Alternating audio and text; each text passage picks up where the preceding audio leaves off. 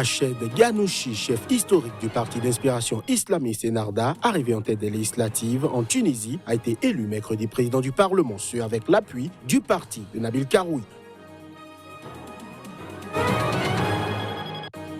Un tribunal d'Alger a acquitté ce mercredi 5 manifestants accusés d'atteinte à l'intégrité du territoire pour avoir porté un drapeau berbère sur le lendemain de la condamnation d'une trentaine d'autres.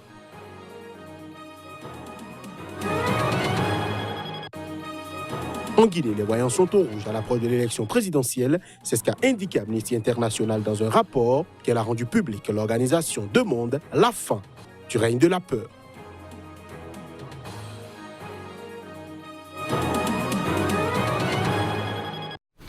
Un nouveau point de l'actualité sur Sika. Bonsoir à chacun, bonsoir à tous. Rached Ghannouchi, chef historique du parti d'inspiration islamiste Ennahda, arrivé en tête des législatives en Tunisie, a été élu ce mercredi président du Parlement. Il a pu accéder à la tête de cette institution clé de la jeune démocratie avec l'appui du parti de l'homme d'affaires controversé Nabil Karoui. Les détails. Il s'agit de la première fonction dans les hautes sphères de l'État de cet ancien opposant islamiste qui avait brigué son premier mandat lors des législatives du 6 octobre. Ghannouchi, 78 ans, a été élu à la présidence de l'Assemblée dès le premier tour à la majorité absolue avec 123 voix sur les 217 après un accord avec le parti libéral Khaled Tounes de Nabil Karoui selon plusieurs sources. Je vous informe que M. Rached Ghannouchi est le président de l'Assemblée des représentants du peuple et je le félicite. L'Assemblée des représentants du peuple est le centre du pouvoir en Tunisie, puisque notre régime est à la base parlementaire. C'est pour cela que nous avons concentré nos efforts sur cette institution. La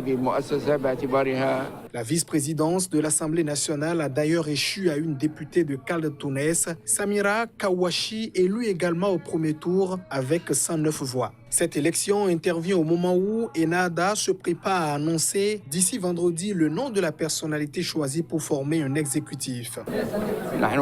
Nous allons nous diriger dans quelques temps vers le bureau exécutif de notre parti Ennahda pour discuter au sujet du gouvernement et de la représentation de la candidature pour la présidence du gouvernement qui aura lieu ce vendredi au plus tard. C'est possible que le chef du gouvernement soit issu du premier rang d'Ennahda ou du 10e rang d'Ennahda ou des amis d'Ennahda, mais il ne va pas être en dehors de ce cercle.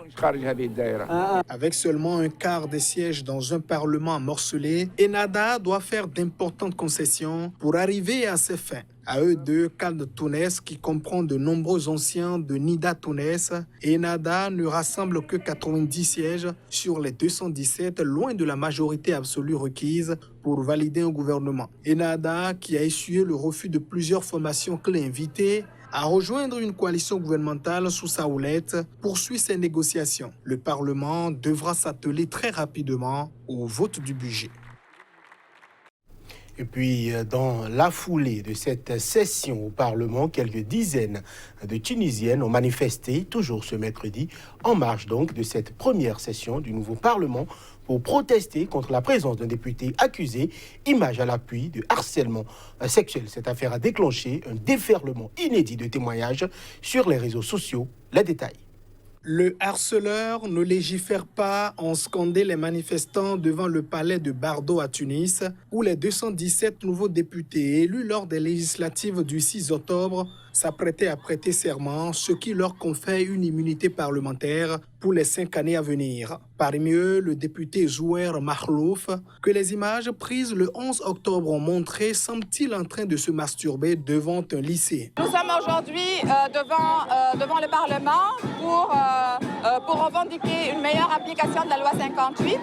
Donc, pour protéger les femmes contre le harcèlement sexuel et les violences sexuelles, parce que nous sommes tout le temps victimes de ça. Mahlouf, fraîchement élu à Nabeul, dans l'est du pays, sous l'étiquette du parti Khaled Tounes de l'homme d'affaires controversé Nabil Karoui, a été déféré le 14 octobre devant le parquet de cette ville côtière à 60 km de Tunis. Visé par une enquête pour harcèlement sexuel et outrage à la pudeur, il a assuré qu'il était simplement en train d'uriner en raison d'un diabète. Il est ressorti libre et siégé à l'ouverture de la mandature 2019-2024, manifestement à l'écart des autres députés. Aujourd'hui, le nouveau Parlement va siéger et dans ce Parlement, il y a un élu, celui-là, M. Makhlouf, qui a été pris en flagrant délit, qui est un harceleur. Il a harcelé une jeune fille, une élève, et cette personne-là ne doit pas rester aujourd'hui dans notre Parlement démocrate. Alors que pour nous, la Constitution est bien claire, le député qui a un procès en cours ne doit pas acquérir l'immunité en aucun cas. L'article 68 de la Constitution tunisienne prévoit qu'aucun député ne peut être poursuivi, arrêté ni jugé en raison d'opinions ou d'actes accomplis en rapport avec ses fonctions parlementaires, une immunité ne couvrant pas en théorie les crimes sexuels ou commis en dehors de ses fonctions. Un tribunal d'Alger a acquitté ce mercredi 5 manifestants accusés d'atteinte à l'intégrité du territoire pour avoir porté un drapeau berbère ce lendemain de la condamnation d'une trentaine d'autres à de la prison ferme par un autre tribunal pour les mêmes motifs. Le procès des 5 accusés s'était déroulé le 23 octobre devant le tribunal du quartier algérois de Bab El Oued. Le parquet avait requis 18 mois de prison et le verdict, prévu le 30 octobre, avait été reporté en raison d'une grève des magistrats. Nous sommes ici pour soutenir tous les détenus d'opinion. Nous sommes heureux que 5 des détenus d'opinion incarcérés depuis le 21 juin 2019 aient été acquittés d'un crime sans condition légale. Ils ont été emprisonnés arbitrairement. À chaque procès, les avocats rappellent qu'aucune loi n'interdit le port ou la possession du drapeau culturel berbère. Les 5 acquittés en détention préventive depuis leur arrestation le 21 juin faisaient partie des premiers manifestants jugés à Alger au lendemain d'un premier groupe de 6 condamnés mardi à 6 mois ferme par le tribunal de Sidi Mohamed. C'est comme si on a demandé un visa. Venir ici, c'est comme si on a demandé un visa pour entrer dans la région parce que les tribunaux Sidi Ahmed et Hammamet ne fonctionnent pas de la même manière. Alors c'est donc la première partie et on a gagné. Ils ont été libérés. La deuxième partie, il n'y aura pas d'élection. La deuxième partie, il n'y aura pas d'élection. Si Dieu le veut, nous sommes unis et nous le resterons car en brandissant le drapeau amazigh, nous n'avons pas appelé à la discrimination. Nous les Amazighs, les Arabes et toutes les autres races sommes venus dans un seul but, améliorer les conditions du pays et rien d'autre. Nous n'avons jamais appelé à la division. Nous sommes tous frères. Vive l'Algérie! Ils avaient été arrêtés 2 jours après l'interdiction prononcée par le chef d'état-major de l'armée, le général Ahmed Gaïd Salah, d'utiliser tout autre drapeau que l'emblème national dans les manifestations hebdomadaires contre le pouvoir. Une décision visant implicitement le drapeau berbère, très présent dans les cortèges au premier mois du mouvement de contestation populaire inédit du régime né le 22 février. En Angola, Isaias Samakuva, le chef de l'opposition, a démissionné cette semaine. Depuis 16 ans qu'il dirige le principal parti d'opposition, l'UNITA, il n'a connu que des défaites électorales. Mais à l'heure de se retirer, l'opposant veut croire que son successeur pourrait enfin prendre le pouvoir. Parlant du président angolais actuel, João Lourenço, il reconnaît qu'il a beaucoup de bonnes intentions, même si la vie reste difficile économiquement et au niveau social. L'UNITA a été à la guerre, mais donc après ça, après la mort du docteur Savimbi, c'était pas facile de prendre la direction de l'UNITA et donc chercher l'organiser et faire de l'UNITA un parti politique comme il est aujourd'hui. C'est le défi que nous avons maintenant et j'espère très sincèrement que dans 3 ans, dans les prochaines élections, l'UNITA puisse prendre le pouvoir. C'est possible, hein? C'est possible.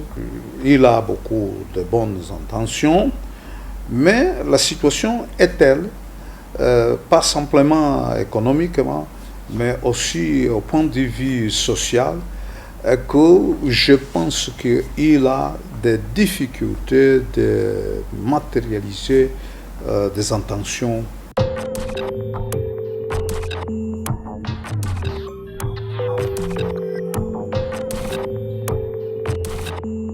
À chacun et à tous, bonjour et bienvenue. La revue de presse Afrique du jour démarre au Togo, où la présidentielle de 2020 reste dans toutes les têtes. Togo Matin d'afficher en titre « Présidentielle 2020 ». Qu'est-ce que l'opposition espère de la communauté internationale? Autre titre avec le même journal, Conseil des ministres, loi de finances 2020. Le gouvernement prévoit une croissance de 5,5% malgré un contexte économique mondial incertain. Liberté parle aussi économie en titre, rapport Doing Business, l'envers du décor doré pour les opérateurs économiques nationaux. Un second titre, d'une campagne présidentielle à une autre, après les promesses mirobolantes passées, que nous réserve cette fois-ci Foria Simbe.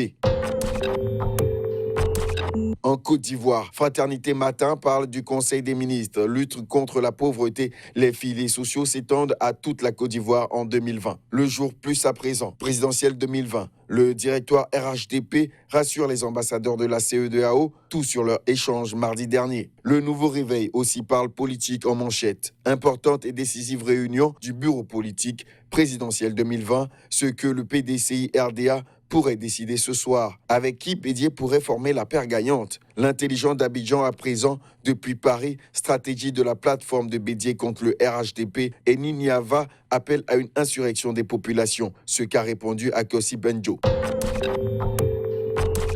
Au Cameroun, la situation sécuritaire et les prochaines élections sont à la une des journaux parvenus à notre rédaction. Mutation d'afficher en manchette, répression tribaliste de tous bords, récréation terminée. Les peines prévues dans le code pénal modifiées et complétées soumis aux députés hier. Défi actuel sur une autre note, législative et municipale des partis politiques en ébullition. Élection aussi en une d'information législative 2020. JP Amougou Belinga. Pourquoi j'ai dit non à la députation? Indéfectible soutien du président Paul Biya. L'homme promet soutenir tous les candidats du parti au pouvoir dans sa région.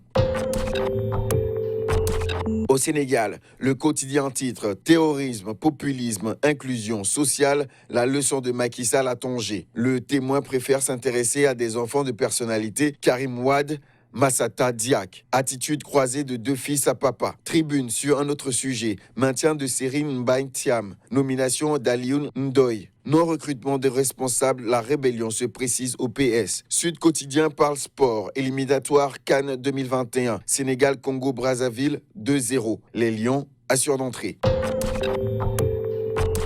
Au Burkina, sale temps pour le Front patriotique pour le renouveau. L'Express du Faso en manchette. Politique nationale. Le FPR suspendu pour 3 mois pour avoir réclamé le départ de Roch. C'est ce que révèle un compte rendu du ministre de l'administration territoriale rendu public hier. Le quotidien parle d'autre chose en manchette. Lutte contre la contrefaçon au Burkina. 5110 cartons de savon détergent Saba. Contrefait incinéré à Bitou. Suspension du FPR pour 3 mois. Dr Aristide Ouedraogo dénonce un acharnement contre son parti.